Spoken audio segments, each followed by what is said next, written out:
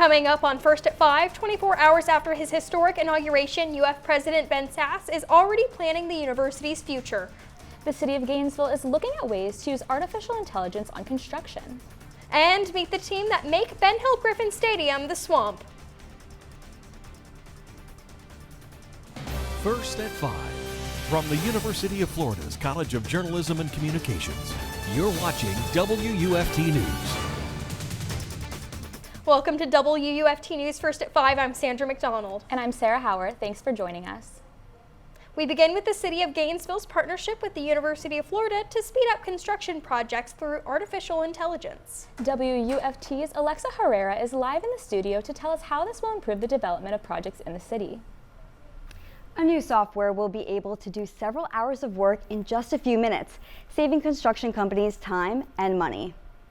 In 2017, Gainesville sponsored a $134,000 research grant at the University of Florida to find ways to use AI in construction, specifically to develop a tool to improve the planning review process.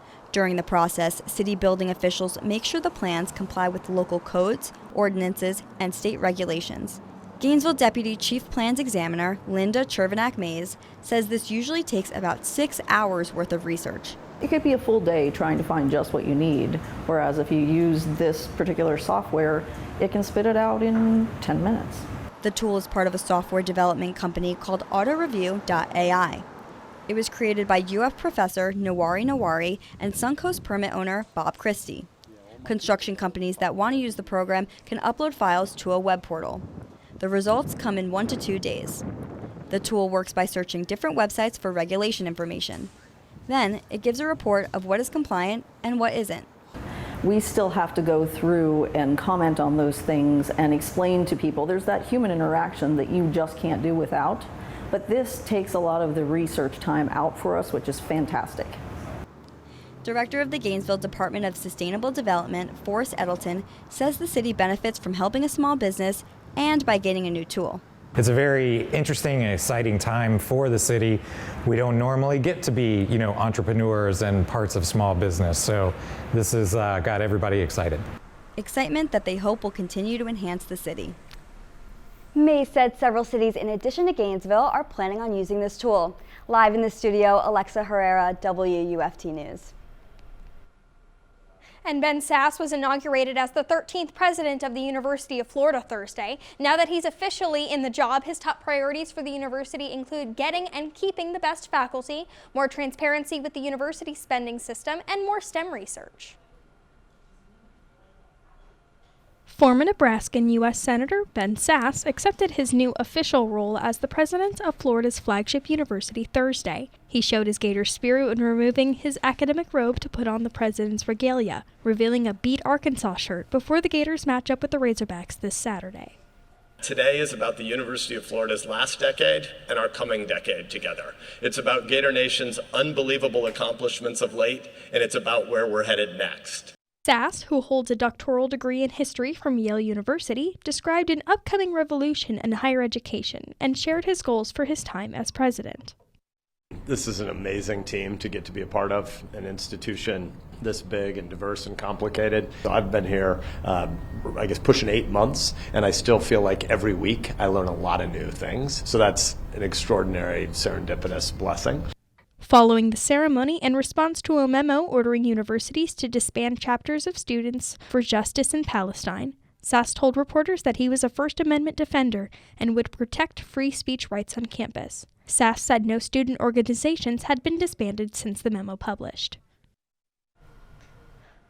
Maury Hosseini, the chairman of the UF Board of Trustees, told the inaugural audience that Sasse was the right man for the job. Since taking the position in February, Sasse was already making his mark in the university, working on a new strategic plan that he has described but not yet released in detail.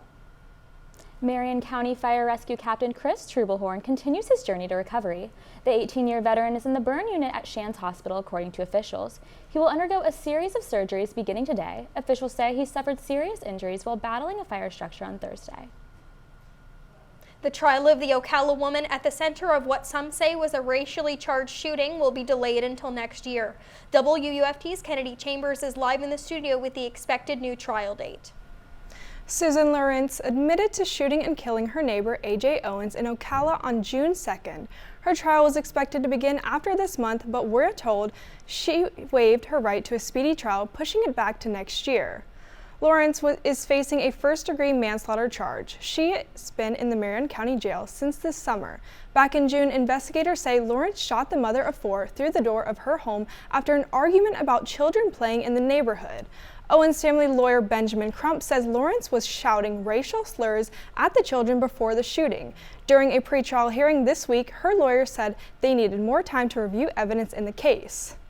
Anthony Thomas, the family's attorney, released a statement on their behalf to share their disappointment in the delay. It reads in part, "It is crucial to note that the defense centers on the theory of whether Susan acted in self-defense and not in a case of who is responsible for the death of Adjika Owens. We remain hopeful that justice will be served next year." The trial is now set to commence on June 24th, 2024. Live in the newsroom, Kennedy Chambers, WUFT News. And Gainesville police are investigating two shootings that happened in the last 24 hours. First, authorities say they received a call about a man lying on the ground at an apartment complex off Southwest 20th Avenue. The caller reported hearing a gunshot. When officers arrived on scene, they found the man with a gunshot wound to his chest. According to officers, the man was taken to the hospital with life-threatening injuries. GPD reports it has not identified a suspect. Police are also looking for the suspect connected to a barbershop shooting. Investigators responded to a call about a man shot Thursday afternoon at Northwest 6th Street. The victim was taken to UF Health Shands Hospital, and GPD is asking if anyone has any information on either of these shootings to call 352-955-1818. The swamp is empty now. Tomorrow, fans will fill the stands. The big question is, how is weather going to look? WUFT's Daniella Rudolph is live from Ben Hill Griffin Stadium with the answer.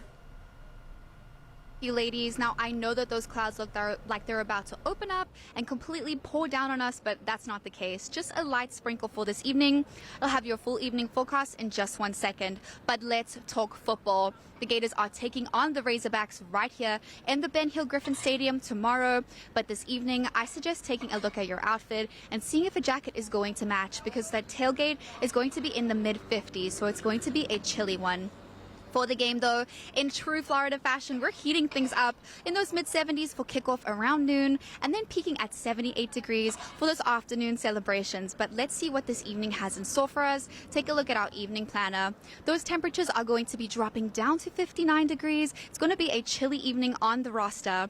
We have those cloud coverage that's increasing this evening, but we have the clouds that are going to be moving out tomorrow. Going to be a beautiful day in the swamp. Reporting live from the Ben Hill Griffin Stadium, Daniella Rudolph, WUFT News.